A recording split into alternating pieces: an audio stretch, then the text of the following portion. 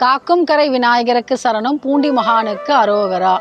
வையகம் துரகம் மதகரி மாமகுடம் சிவிகை பெய்யும் கனகம் பெருவிளையாறு பிறை முடித்த ஐயன் திருமணையால் அடித்தாமரைக்கு அன்பு முன்பு செய்யும் தவம் உடையார்க்கு உளவாகிய சின்னங்களே. இது அபிராமி பட்டருடைய அபிராமி அந்தாதி பதிகம். இந்த பதிகத்தின் மூலம் நாம் என்ன தெரிந்து கொள்ளலாம்? அம்பிகையை சரணடைந்தால் எத்தகைய வரங்களை நாம் பெற முடியும், எத்தகைய பலன்களை நமக்கு அம்பிகை கொடுக்க முடியும் என்பதற்கான அத்தாட்சி, ஒரு நிரூபணம், சான்று. இதை எப்படி நாம் நிரூபிக்க முடியும்? ஒரு சிறிய கதை மூலம் நாம் இதை தெரிந்து கொள்ளலாம். மகாபாரதத்தில் வரக்கூடிய மிக அருமையான ஒரு கதை சத்தியவான் சாவித்திரி கதை. வனவாசத்திலே இருக்கிறார்கள் பாண்டவர்கள். ஏன்னா துரியோதனுடைய சகுனியுடைய சூழ்ச்சியையும் அவர்களால் முறியடிக்க முடியவில்லை. அப்போ ஒப்புக்கொண்டபடி என்ன பண்றாங்க, சூதில் தோற்றவுடன் அவர்கள் வனவாசம் வருகிறார்கள். அப்பொழுது மிகுந்த மனச்சோர்வுற்று இருக்கிறாள் திரௌபதி. இப்போ அவளுடைய மனச்சோர்வை மாற்ற வேண்டும் அல்லவா? அதற்காக மார்கண்டேய மகரிஷி வருகிறார் அந்த வனவாசத்திலே, காட்டிலே. அப்போ அவரை வரவேற்கிறார்கள் பஞ்சபாண்டவர்களும் திரௌபதியும். அப்போ திரௌபதி கேட்கிற, ஐயா, நாங்க எவ்வளவு சிரமப்படுறோம், வாழ்க்கையில இவ்வளவு கஷ்டங்கள் எங்களுக்கு நேர்ந்து விட்டது, இதற்கான விடிவே எங்களுக்கு கிடையாதா, இந்த தெய்வம் கருணை காட்டாதா அப்படின்னு ரொம்பவும் மனவேதனையோடு தன்னுடைய மனக்குமுறலை வெளிப்படுத்தும் பொழுது மார்கண்டேய மகரிஷி சொல்றாராம், அம்மா, நான் உனக்கு ஒரு சிறிய கதை சொல்கிறேன், அதை நீ நன்கு உன்னிப்பாக கேட்டுக்கொண்டால் உமக்கு அது உதவும் அப்படின்னு சொல்றாரு. அது என்ன கதை? சத்தியவான் சாவித்திரி கதை. அந்த கதையை தான் நாம் பார்க்க போகிறோம். நாம் பெரும்பான்மையானவர்கள் என்ன சொல்லுவாங்க, பெண்களுக்கு கல்யாணம் ஆவதற்கு முன்பு வரை என்னன்னு பேர் போடுவாங்க, தன்னுடைய பெயருக்கு பின்னாடி தன்னுடைய தகப்பனார் பெயரை போடுவார்கள். கல்யாணம் முடிந்து விட்டால் தன்னுடைய கணவனுடைய பெயரை சேர்த்து போடுவார்கள். இது பொதுவான இயல்பு. ஆனால் ஒரு பெண்ணுக்கு எப்படி பெயர் இருக்கிறது பாருங்கள். சத்தியவான் சாவித்திரி. ஏன் அப்படி பெயர் வந்தது? மத்திர தேசத்து மன்னன் அஸ்வபதி, அவன் கல்யாணமாகி வெகு காலமாகியும் குழந்தை பேரு கிடைக்கவில்லை. அப்போ அவனுடைய அரண்மனையில் இருக்கக்கூடிய ஜோதிடர்களை எல்லாம் கேட்டு பார்க்கிறான், ஐயா, எனக்கு ஒரு நல்ல மகப்பேறு கிட்டுவதற்கு ஏதாவது ஒரு வழி சொல்லக்கூடாதா அப்படின்னு கேட்கும் பொழுது அவர்கள் நாரதரை கை காட்டுகிறார்கள். நீ நாரதரை வேணா கேட்டுப்பாரு, அவர் உனக்கு ஒரு சரியான உபாயம் கொடுப்பாரு அப்படின்னு சொல்லிடுறாங்க. அப்போ நாரதரை கேட்கும் பொழுது சொல்றாராம் அவரு, நீ காரடையான் நோன்பு நோற்றால் உனக்கு நல்ல ஒரு குழந்தை பாக்கியம் கிடைக்கும் அப்படின்னு சொல்லிட்டு போயிடுறாரு. அவன் இதை வேதவாக்கா எடுத்துக்கிறான் மத்திர நாட்டு மன்னன் அஸ்வபதி. அதே மாதிரி காரடையான் நோன்பு இருந்து பெற்ற பிள்ளை தான் சாவித்திரி. அருமையான தவ புதல்வி, கல்வி கேள்விகளில் அவள் சிறந்தவள். அவளுக்கு கல்யாண பருவம் எய்துவிட்டாள். இப்போ அவளுக்கு சுயம்பரம் நடத்தணும். அப்படி இல்லைன்னா இவங்களாவே ஒரு மணமகனை தேர்ந்தெடுத்து கல்யாணம் செய்து வைக்க வேண்டும். இது ஏற்பாடு. ஆனா அவர் என்ன சொல்றாரு, ஒரு சுதந்திரம் கொடுக்கிறார் தன்னுடைய மகளுக்கு சாவித்திரிக்கு. அம்மா, நீ நன்றாக படித்து விட்டாய், நல்ல ஒரு தேர்ச்சி அடைந்து விட்டாய், உமக்கு நல்ல புத்திசாலித்தனம் இருக்கிறது, நீயே உன்னுடைய மணமகனை தேர்ந்தெடுத்துக்கொள், நான் உனக்கு அதற்கு உதவுகிறேன். நீ இந்த ஊரெல்லாம் சுற்றி ஒரு சுற்றுலா மாதிரி செல், உனக்கு எந்த மணமகனை பிடித்திருக்கிறதோ அவனை எனக்கு கை காட்டு, நான் அவனை உனக்கு கல்யாணம் செய்து வைக்கிறேன் அப்படின்னு ஒரு வாக்குறுதி கொடுக்கிறாரு. சாவித்திரியும் அதை ஒப்புக்கொள்கிறாள். என்ன பண்றா, தன்னுடைய பரிவாரத்தோடு அவ கிளம்பிடுறா. யாரெல்லாம் ரொம்ப நல்லவங்களா அவர்களுக்கு தென்படுதோ அங்கெல்லாம் இவங்க பல்லக்கு தூக்கிக்கிட்டு வராங்க, அவளுடைய சேவர்கள். ஆனா ஒருத்தரையும் அவளுக்கு பிடிக்கல. ஏன்னா அவ எதிர்பார்க்கக்கூடிய தகுதி எந்த மணமகனிடம் காணோம். அப்போ சால்வ தேசத்து மன்னன் துய்மத் சேனன், அவன் தன்னுடைய மனைவியோட காட்டுல வசித்து வருகிறான். ஏன்னா அவனுடைய எதிரிகள் அவனுடைய நாட்டை சூழ்ந்து கொண்டு அவனை முறியடித்து விடுகிறார்கள். அதனால வேற வழி கிடையாது. அவனுக்கோ கொஞ்சம் வயதான ஒரு நிலைமை, அதனால எதிர்த்து போராட முடியவில்லை. அப்போ துய்மத் சேனன் தன்னுடைய மனைவியோட தன்னுடைய ஒரே மகன் சத்தியவானோட காட்டுல தங்கிக்கிட்டு இருக்கான். சத்தியவான் என்ன பண்றான், தன்னுடைய அப்பா அம்மாவுக்கு வேண்டிய பணிவிடைகளை மனமு வந்து செய்கிறான். அந்த தொண்டை புரிவதிலே அவனுக்கும் ரொம்பவும் மகிழ்ச்சி. இது தொடர்ந்து கொண்டு வருகிறது. இப்போ பாருங்க, சாவித்திரி அந்த பக்கமாக வருகிறாள். வரும்பொழுது கேள்விப்படுகிறாள் சத்தியவானை பற்றி, அவருடைய தந்தையை பற்றியும் அவர்களுடைய நிலைமையை பற்றியும் கேள்விப்படும் பொழுது அவளுக்கு கொஞ்சம் பரிதாபமாக இருக்கிறது. ஏனோ இப்படி தெய்வம் வஞ்சித்து விட்டது, நல்ல ஒரு மனிதர்கள் ஆனால் இப்படி நாட்டை இழந்து கஷ்டப்படுகிறார்களே அப்படின்னு. துய்மத் சேனனுக்கு இன்னும் ஒரு கஷ்டம் என்னன்னா, அவருக்கு கண் பார்வை கிடையாது. அதனால சத்தியவான் தான் அத்தனை பணிவிடைகளையும் செய்ய வேண்டும், தன்னுடைய தாய்க்கும் தகப்பனாருக்கும் வேண்டிய பணிவிடைகளை. இதையெல்லாம் கேள்விப்படுகிறாள் சாவித்திரி. அப்போ ஒரு நாள் என்ன பண்றா, தன்னுடைய பரிவாரங்களோட சென்று சத்தியவானை பார்க்கிறாள். பார்த்த உடனே அவளுக்கு பிடித்து விடுகிறது. ஏன்னா அவன் வல்லவனாக இல்லாவிட்டாலும் நல்லவனாக இருக்கிறான். அவளுக்கு மிகவும் மகிழ்ச்சியாக போய்விட்டது. தன்னுடைய தந்தையிடம் சொல்லி தம்முடைய திருமண ஏற்பாடுகளை செய்யலாம் அப்படின்னு முடிவு செஞ்சுட்டு அங்கேருந்து கிளம்பிடுறா. நேராக வந்து என்ன பண்ணுறா, அரண்மனையில் தன்னுடைய தந்தையான மன்னனிடம் சொல்கிறாள். அப்பா, எனக்கு சத்தியவான் மீது நாட்டம் வந்து விட்டது, அவரையே எனக்கு மனம் முடிக்க ஏற்பாடு செய்யுங்கள் அப்படின்னு சொல்லிட்டு கிளம்பி போயிடுறா அந்த புறத்துக்கு. இப்போ அவர் என்ன பண்ணணும், ஒரு தந்தையாக தன்னுடைய கடமையை ஆற்ற வேண்டும். அஸ்வபதி என்ன பண்றாரு, அப்போ கூப்பிட்டு கேட்கிறாரு அரண்மனை ஜோதிடர்களை எல்லாம் வைத்துக்கொண்டு, ஒரு நல்ல நாளை நீங்கள் குறித்து வையுங்கள், என்னுடைய பெண்ணிற்கு திருமணம் ஆக வேண்டும் அப்படின்னு. அப்போ நாரதர் வராரு அந்த இடத்துக்கு, அரண்மனைக்கு வந்து என்ன சொல்றாரு, அஸ்வபதி கிட்ட கூப்பிட்டு சொல்றாரு, ஐயா, உன்னுடைய பெண் தேர்ந்தெடுத்திருக்கிறாள் அல்லவா சத்தியவான், அவனுக்கு இன்னும் 1 வருடம்தான் ஆயுள், 12 மாதங்களே அவனுடைய உயிர் அவனுடைய உடலில் தரிக்க முடியும், அவனுக்கு அவ்வளவுதான் வாழ்நாள் அப்படின்னு சொல்லிட்டு போயிடுறாரு. இப்போ ரொம்பவும் மனக்கவலையாக போய்விட்டது அஸ்வபதிக்கு. ஏன்னா இருப்பதோ ஒரே மகள், பெறாமல் பெற்ற செல்வம், அவளை ஒரு குறைந்த ஆயுள் உள்ள மணமகனுக்கா மனமுடித்து தருவது, எந்த தந்தை ஒப்புக்கொள்வார் இதை? அதனால அவருக்கு ரொம்பவும் மன கஷ்டமா போயிட்டது. கூப்பிட்டு சொல்றாராம் தன்னுடைய பெண்ணான சாவித்திரி கிட்ட, அம்மா, உன்னுடைய மனசை கொஞ்சம் மாற்றிக்கொள்ள கூடாதா, உனக்கு வேற மணமகன் கிடைக்கவில்லையா, அவனுக்கு வாழ்நாளே 1 வருடம்தான், நான் எப்படி ஒப்புக்கொள்ள முடியும் அப்படின்னு சொல்லும் பொழுது பாருங்க, சாவித்திரி பிடிவாதமா சொல்றாளாம், அப்பா, நான் 1 நாள் வாழ்ந்தாலும் சத்தியவானோடு தான் வாழ்வேன், எனக்கு வேற ஒரு மணமகனை நீங்கள் தேட வேண்டாம் அப்படின்னு ரொம்பவும் அறுதிட்டு சொல்லி விடுகிறாளாம். வேற வழி கிடையாது அஸ்வபதிக்கு. என்ன பண்றாரு, சரி நாம திருமண ஏற்பாடுகளை செய்வோம் அப்படின்னு முன்னின்று செய்கிறாரு. மிகவும் கோலாகலமாக அந்த திருமணம் நடந்தேறியது. காட்டுக்கு போயிட்டு முதல்ல சத்தியவானை பார்க்கிறார். அவனிடம் சம்மதத்தை கேட்கிறார் அஸ்வபதி. அவனும் ஒப்புக்கொள்கிறான். ஏன்னா ரொம்பவும் பக்தியிலும் அந்த சாவித்திரி சிறந்து விளங்குகிறாள். அதனால அவன் வேண்டான்னு சொல்லலை. சத்தியவான் ஒப்புக்கொள்கிறான் சாவித்திரியை கரம் பிடிக்க மணமகளாக. இப்பொழுது திருமணம் நடந்தேறி விடுகிறது. ரொம்பவும் அற்புதமான வாழ்க்கை சாவித்திரிக்கு. ஏன்னா மனதுக்கு பிடித்த வாழ்க்கை அல்லவா. இப்போ அரண்மனையை விட்டு எங்க இருக்கிறா, அவ காட்டுக்குள்ள இருக்கிறா. தன்னுடைய மாமனாருக்கும் மாமியாருக்கும் தன்னுடைய கணவனுக்கும் பணிவிடைகளை செய்து கொண்டு ரொம்பவும் சந்தோஷமான வாழ்க்கை நடத்தி வருகிறாள். 11 மாதங்கள் கடந்து விட்டன. இப்பொழுது 12வது மாதம். இப்போ சத்தியவானுடைய உயிர் பிரிய போகிறது சில நாட்களிலேயே. இது அவளுக்கு நன்றாக தெரியும். ஆனால் சத்தியவானுக்கு இந்த தகவல் தெரியாது. அவன் என்ன பண்றான், தன்னுடைய பணிவிடைகளை தொடர்ந்து செய்து வருகிறான் தன்னுடைய பெற்றோருக்கு. இதில் அவன் கொஞ்சமும் சளைக்கவில்லை. இவளுக்கா தெரிந்து விட்டது, தன்னுடைய கணவனுடைய வாழ்நாள் குறைந்து கொண்டே வருகிறது, இன்னும் நாட்கள் தான் இருக்கின்றன அப்படின்ற உண்மை தெரிந்து போனவுடன் அவளுக்கு ரொம்பவும் மன கஷ்டமாக போய்விட்டது. முதலில் ஒப்புக்கொண்டாள், சத்தியவானோடு தான் வாழ்வேன் என்று. ஆனால் இப்பொழுது என்ன ஒரு மன கஷ்டம்னா, கணவனுடைய வாழ்நாள் இப்படி எண்ணிக்கொண்டே போகப்படுகிறதே நாட்களால். அதனால் அவளுக்கு ரொம்பவும் மன வருத்தமாக போய்விட்டது. அப்போது நாரதர் வருகிறார் சாவித்திரியை பார்க்க. அப்போது இவ கேட்கிறா காலில் விழுந்து, சுவாமி முனிசிரேஷ்டரே, எனக்கு ஒரு உபாயம் சொல்லக்கூடாதா, என்னுடைய கணவருடைய உயிரை என்னால் காப்பாற்ற முடியாதா, தாங்கள் ஏதாவது ஒரு எனக்கு வழி சொல்லக்கூடாதா அப்படின்னு ரொம்பவும் மன்றாடி கேட்கும் பொழுது நாரதர் சொல்றாரு, அம்மா, நீ அம்பிகை சரணடைந்தால் அம்பாள் உனக்கு வழிகாட்டுவாள். எத்தகைய ஒரு விதி கொடியதாக இருந்தாலும் அம்பாளினுடைய அந்த கடைக்கண் பார்வைப்பட்டாலே அது தவிடுபொடி ஆகிவிடும். நீ ஆனால் முழு சரணாகதி அடைய வேண்டும் அப்படின்ற உபாயத்தை சொல்லிட்டு அவர் கிளம்பிடுறாரு. சாவித்திரிக்கு ஒரு பற்றுகோள் கிடைத்து விட்டதா, இது போதும் அல்லவா அவளுக்கு. ஏன்னா ரொம்பவும் மன வருத்தத்தில் இருந்தாங்க இல்லையா. அதனால் என்ன பண்ணுறாங்க, அம்பிகை அவங்க சரணடைகிறாங்க. எப்பொழுது பார்த்தாலும் அம்பிகை அவர்கள் கும்பிட்டு கொண்டிருக்கிறார்கள். இப்பொழுது 3 நாட்கள் தான் மிஞ்சி இருக்கிறது சத்தியவானுடைய வாழ்நாளிலே. இந்த 3 நாளும் பாருங்க, சாவித்திரி யாருக்கும் சொல்லாமல் தனிமையில் கண்ணீர் வடிச்சுக்கிட்டு, சாப்பிடாமையும் உறங்காமையும் கண் விழிச்சுக்கிட்டு இருக்காங்க ஒவ்வொரு கணமும். இப்போது காட்டுக்கு போகிறான் சத்தியவான். அங்கே போயிட்டு காய்ந்த விறகு கட்டையெல்லாம் கொண்டு வருவதற்கான திட்டம் அவனுக்கு. அதனால் அவன் விறகு சேகரிச்சுக்கிட்டு இருக்கான். பக்கத்திலே சாவித்திரி ஒரு கணமும் பிரியாமல் நிழல் போலவே பின்தொடர்ந்து வரா. இப்போது அவன் என்ன பண்ணுறான், காட்டுக்கொடியிலிருந்து மரக்கட்டைகளாக எடுக்கிறான். அப்போது அவனுக்கு லேசாக தலை சுற்றுது. அப்போ அவன் சொல்கிறான், சாவித்திரி, என்னன்னு எனக்கு தெரியலை, தலை சுற்றுது, மயக்கம் வரா போல இருக்கு, நான் உன் மடியில் படுத்துக்கலாமா தலை வச்சு அப்படின்னு கேட்குறான்.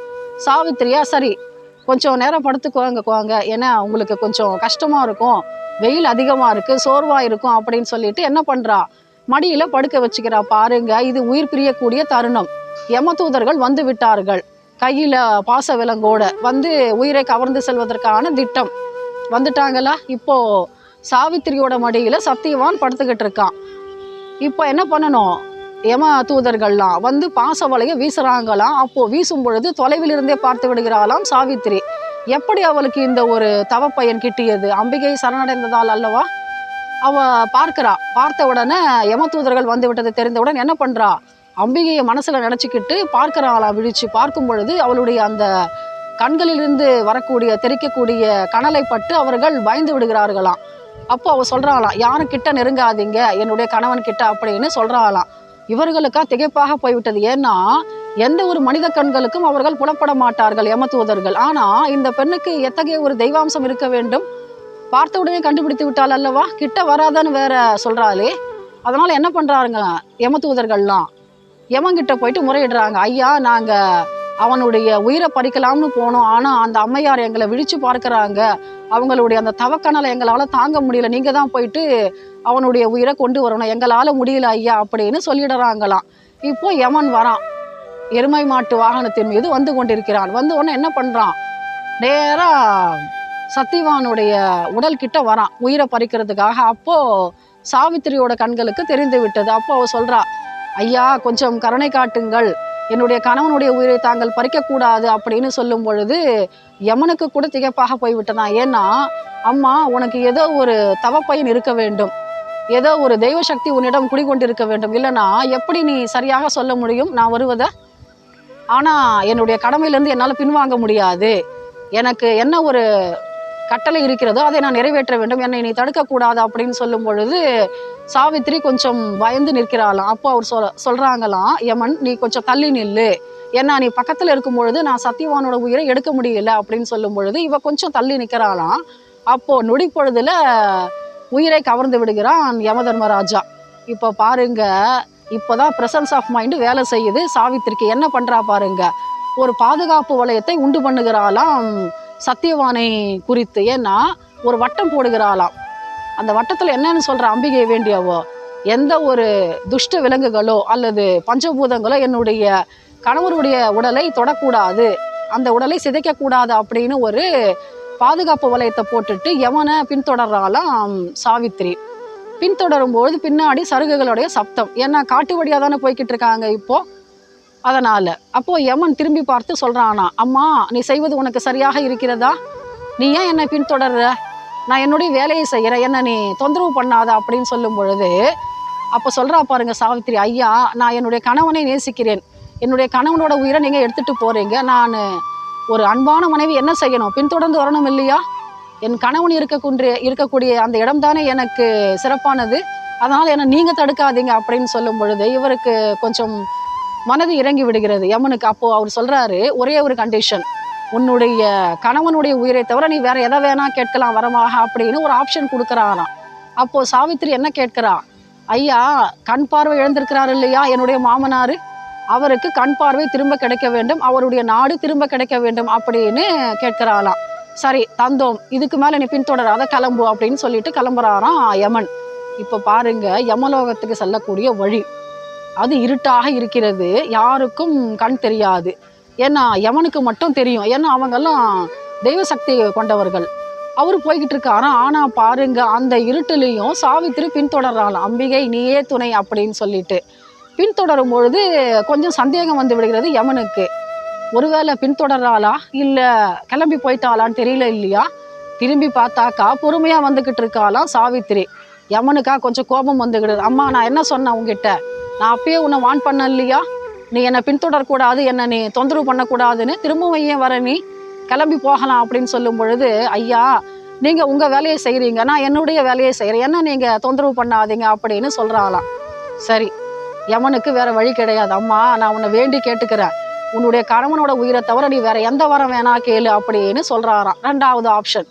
அப்போ சாவித்திரி கேட்கிறாளாம், ஐயா என்னுடைய தந்தைக்கு வேற பிள்ளை செல்வம் கிடையாது, நாட்டை ஆள்வதற்கு ஒரு ஆண் வாரிசு வேண்டும், அதனால என்னுடைய தந்தைக்கு ஆண் வாரிசுகள் வேண்டும் அப்படின்னு கேட்கிறாளாம். சரி தந்தோம், நீ கிளம்பலாம் அப்படின்னு சொல்லிட்டு கிளம்புறாராம் எருமை மாட்டு வாகனத்தின் மீது யமதர்மராஜா. ஏன்னா பாசக்கயிறுல இப்போ சத்தியவானோட உயிர் இருக்கு. ஆனா பாருங்க, இப்போ இருட்டுல பின்தொடர்ந்தாலா, இப்போ நெருப்பு வழி போக வேண்டும். யமனுக்கு என்ன இருக்கு, தட்டி விட்டா போயிடுறாரு வாகனத்துல. இப்போ சாவித்திரி பின்தொடர்ந்து வராலாம். அம்பிகையே நீயே துணை எனக்கு, நீயே சரணம் அப்படின்னு சொல்லிட்டு கிளம்பி வரும் பொழுது திரும்பவும் கொஞ்சம் சந்தேகம் வந்துடுது யமதர்மராஜாவுக்கு. பின்தொடர்ந்து வராளோ இல்லையோ அப்படின்னு பார்த்தாக்கா, கொஞ்சமும் கஷ்டப்படாம சாவித்திரி வந்துகிட்டு இருக்காளாம். இவருக்கா கொஞ்சம் அயற்சியாக போய்விட்டது. அம்மா, தொந்தரவு செய்வதற்கும் கொஞ்சம் கணக்கு இல்லையா, இப்படியா நீ என்னை பின்தொடர்ந்து வர வேண்டும்? அம்மா, நீ கொஞ்சம் கிளம்பி போயிடுமா வீட்டுக்கு, இங்க வராத அப்படின்னு சொல்லும் பொழுது, ஐயா நீங்க உங்களுடைய கடமையிலேருந்து தவறக்கூடாதுன்னு சொல்றீங்க இல்லையா, என்னுடைய கடமை என்ன? என்னுடைய கணவன் எங்கே இருக்கின்றானோ அங்கேதானே நான் இருக்க வேண்டும், என்னை நீங்கள் தொந்தரவு செய்யாதீர்கள் அப்படின்னு சொல்றாளாம் சாவித்திரி.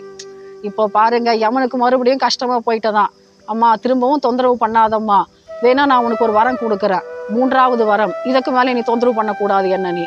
ஆனா இப்போ ஒரு கண்டிஷன் என்னன்னா, சத்தியவானோட உயிரை தவிர நீ வேற என்ன வேணா கேட்கலாம் அப்படின்னு சொல்றாராம். அப்போ சாவித்திரி கேட்கிறாளாம், பாருங்க ஐயா, எனக்கு அம்மான்னு அழைக்க குழந்தைகள் வேண்டும், அதை நீங்க கொடுப்பீங்களா அப்படின்னு கேட்கும் பொழுது அவருக்கா டென்ஷன். கொடுத்தா போதும், நம்ம விட்டா போதும் அப்படின்ற மனோநிலையில இருக்கிறாரு யமதர்மராஜா. மா தந்தோம்மா, நீ கிளம்புமா அப்படின்னு சொல்லிட்டு கிளம்பிடுறாளாம். அப்போ பின்தொடர்ந்து வராளாம் மறுபடியும் சாவித்திரி. இப்போ பாருங்க, யமலோகத்துக்கும் வந்தாயிற்று. யமலோகத்துக்கு வந்த உடனே அவரு உள்ள நுழையிறாராம். உள்ள நுழையும் போது வாசப்படியை தாண்டி சாவித்திரியும் வராலாம். இவருக்கு ரொம்பவும் கஷ்டமாக போய்விட்டது யமனுக்கு. அம்மா, நான் என்ன சொன்னேன், 3 வரம் கொடுத்தேன் இல்லையா, நீ கிளம்பி போக வேண்டியது தானே, எதுக்கு நீ நின்றுகிட்டு இருக்க அப்படின்னு கேட்கும் பொழுது சாவித்திரி சொல்றாளாம், பாருங்க ஐயா, என்ன அம்மான்னு அழைக்க பிள்ளைகள் வரம் தந்தீர்கள் அல்லவா, அவர்கள் யாரை அப்பா என்று அழைப்பார்கள்? தகப்பன் இல்லாமல் ஒரு குழந்தை எப்படி பிறக்க முடியும்? இது சாஸ்திர விரோதம் அல்லவா, இது எப்படி சாத்தியமாகும்? நீங்க கொஞ்சமும் யோசிக்காம வரத்தை கொடுத்துட்டீங்க, இப்போ நான் என்ன பண்ண முடியும் அப்படின்னு கேட்டு மடக்கிடுறாளாம். எத்தகைய புத்தி சாமர்த்தியம் பாருங்கள், புத்தி சாதுரியம் இருக்க முடியும், எத்தகைய மனோதிடம், எத்தகைய திட சித்தம் அது ஒரு பெண்ணுக்கு. ஒரு கணவனுக்கு வாழ்நாள் இவ்வளவுதான் சொன்ன பிற்பாடும் தன்னுடைய முடிவிலிருந்து மாற்றிக்கொள்ளவில்லை அந்த அம்மையார். என்ன பண்றாங்க, எத்தகைய துன்பம் நேர்ந்தாலும் தெய்வீகத்தின் சக்தி கொண்டு அதை நான் முறியடிப்பேன் என்பது சாவித்திரியினுடைய மனோதிடம். எத்தகைய ஒரு நெஞ்சுரம். அப்போ யமனுக்கும் கொஞ்சம் தோற்றுவிட்டார் போன்றுதான் தோன்றிவிட்டது. ஏன்னா எவ்வளவு கஷ்டம் கொடுத்தாலும் இந்த அம்மையார் சற்றும் பின்வாங்காமல் தொடர்ந்து வந்து தன்னுடைய கணவனுடைய உயிரை காப்பாற்றுவதற்காக எத்தகைய ஒரு கடினமான ஒரு செயலை செய்கிறார்கள். ஒப்புக்கொள்ளத்தானே வேண்டும் தன்னுடைய தோல்வியை. அவர் சொல்றான், அம்மா, இதுக்கு மேலே நான் சோதனை கொடுக்க விரும்பலை, ஏன்னா நீ ஜெயிச்சுட்ட, ஏன்னா நான் கொஞ்சமா யோசிக்காம கொடுத்துட்டேன் இல்லையா இந்த வரத்தை, ஏன்னா உனக்கு பிள்ளைகள் வர வேண்டும் என்று சொன்னால் தந்தை யார் என்று கேட்பார்கள் அல்லவா உலகம். நான் தவறு செய்து விட்டேன், ஒப்புக்கொள்கிறேன் அம்மா. அப்போ விதி வலியதாக இருந்தாலும் அம்பிகையினுடைய அருள் இருந்தால் என்ன செய்யலாம், அதனை முறியடித்து விடலாம் என்பதற்கு இத்தகைய ஒரு கதை நல்ல ஒரு அருமையான சான்று. அவர் என்ன சொல்றாரு யமன், சரிம்மா, நான் கொடுத்துட்டேன் உன்னுடைய கணவனுடைய உயிரை, நீ பல்லாண்டு காலம் வாழ வேண்டும் மங்களகரமாக அப்படின்னு வாழ்த்திட்டு போயிடுறாராம். சாவித்திரிக்கு எத்தகைய ஒரு சந்தோஷம் பாருங்கள். இங்க நீங்க ஒன்று நினைக்கலாம், சத்தியவானோட உடலை காப்பாற்றி வைத்ததனால் மட்டுமே அவனால் உயிர் தரிக்க முடியுது. ஏன்னா அவன் என்ன பண்றான், கிளம்பும் பொழுது சத்தியவானுடைய உடம்பை வளையமிட்டு செல்கிறாள் மந்திரத்தால, யாரும் நெருங்கக்கூடாது என்று. இப்பொழுது என்ன ஆகிவிட்டது, அது வெற்றிக்கான ஒரு வழியாக போய்விட்டது. இப்போ சத்தியவான் உயிர் பெற்று எழுந்து விடுகிறான், கண் விழித்து பார்க்கிறான், அவனுக்கு ஒன்றும் தெரியாது என்ன நடந்தது என்று. இது எதனால் சாத்தியமாயிற்று, தூங்கி எழுந்தார் போல எழுகிறான் சத்தியவான், அவனுக்கு தெரியாது எத்தகைய ஒரு கடினமான ஒரு சவாலை மேற்கொண்டால் சாவித்திரி, அதனை முறியடித்தாள் என்பது அவனுக்கு தெரியாது. ஆனால் அம்பிகைக்கும் பக்திக்கு மட்டுமே தெரிந்த உண்மையான வரலாறு அது. இப்பொழுது சாவித்திரிக்கு எத்தனை ஒரு சந்தோஷம். இது எதனால் சாத்தியமாயிற்று, காரடையான் நோன்பு என்று சொல்வார்கள் அல்லவா, மாசி மாதத்தின் கடைசி நாளும் பங்குனி மாதத்தின் முதல் நாளும் வரக்கூடிய அந்த சந்திக்கக்கூடிய நேரத்திலே இந்த நோன்பை கடைபிடிப்பார்கள் பெண்கள். திருமணமான பெண்கள் கணவனுடைய ஆயுளுக்காகவும் சுபிட்சத்திற்காகவும் இந்த நோன்பை கடைபிடிப்பார்கள். திருமணமாகாத பெண்கள் நல்ல கணவன் அமைய வேண்டும் என்பதற்காக இந்த காரடையான் நோன்பை கடைபிடிப்பார்கள். எத்தகைய ஒரு அரிய ஒரு கதை, எத்தகைய ஒரு உண்மை நிகழ்வு அது, நமக்கெல்லாம் ஒரு பாடம் தானே. ஏன்னா நாம முதல்ல சொன்னோம் இல்லையா, அபிராமி பட்டருடைய அபிராமி அந்தாதி பாடல்ல, வையகம் துரகம் மதகரி மாமுகடம் சிவிகை பெய்யும் கனகம் பெருவிலை யாரும் பெரியமிடத்து ஐயன் திருமணியால் அடித்தாமரைக்கு அன்பு முன்பு செய்யும் தவம் உடையார்க்கு உளவாகிய சின்னங்களே. யாருக்கு இதெல்லாம் சின்னங்கள், அபிராமியின் அம்மையினுடைய அருளை, அவளுடைய அடித்தாமரையை பணிவதால் ஏற்படக்கூடிய நன்மைகள், வரங்கள். இத்தனை நேரமும் நாம் சத்தியவான் சாவித்தினுடைய கதையை பார்த்தோம். மீண்டும் ஒரு அருளாளுடைய சந்திப்பிலே சந்திப்போம். காக்கும் கரை விநாயகருக்கு சரணம். பூண்டி மகானுக்கு அரோகரா.